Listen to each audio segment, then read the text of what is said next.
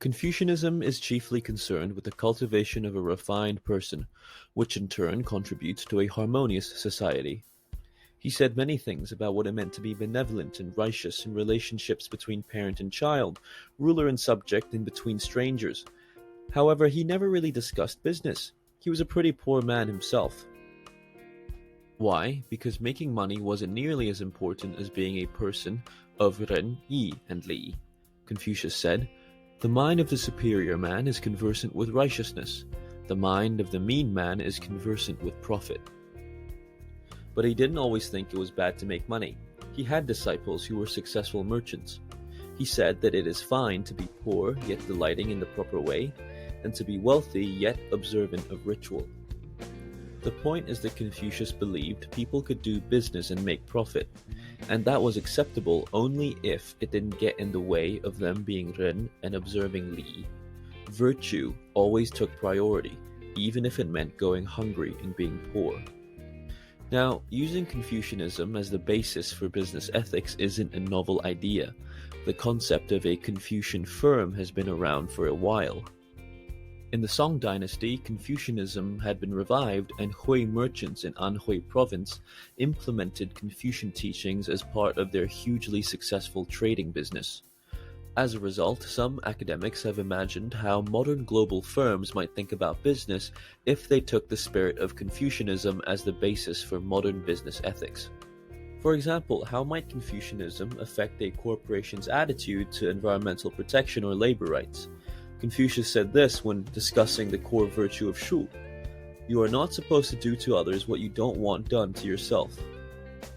Now, some multinational mining or oil corporations are known to extract huge amount of resources from poorer nations, and they have allegedly caused chemical pollution in rivers and oceans. Other corporations have even been accused of using child labor or of imposing draconian conditions on factory workers in developing nations. Perhaps such corporations might be more conscious of these issues if they adopted an attitude of shu and considered, would I wish these things to occur to my own country, my own countrymen, or even myself? Let's also consider what Confucius said about Ren. A person of Ren who wants to establish himself will establish others. He who wants to reach his goals will help others reach theirs. Now, interestingly, as a result of this conception of Ren, some Asian academics have posited that a Confucian firm would not seek to strongly enforce intellectual property rights. For example, they argue that a Confucian firm should be willing to share innovations for the greater good, or at least be more willing to enter into joint ventures with other companies that want to make use of its innovations and create more things for society. Now, here's a third thought experiment. Regarding Yi, Confucius wrote that one should always think of righteousness when faced with gain, and that one should ignore wealth that is obtained without righteousness as if they were floating clouds. Now, this has been said to be similar to the modern trend of ESG. Basically, when Confucian firms make decisions, they shouldn't make profit the only factor, but they must consider or even prioritize other factors such as ethics and social impact. Taken to the extreme, a Confucian firm should reject any profit or revenue that isn't obtained righteously. Now, Confucian thought might also bring interesting implications for managerial or organizational ethics. For example, during COVID, there was a lot of confusion over etiquette. Do you shake hands or fist bump? And during a video conference, do you keep your camera on or off? Outside of COVID, there were other issues caused by changing standards and changing generations. Some people might think it's normal to start an email with hi, but others might prefer dear as it's more respectful. Some people might think a compliment about a colleague's clothes is polite small talk, but to other people it might be a creepy comment. Now let's recall what Confucius said about Li.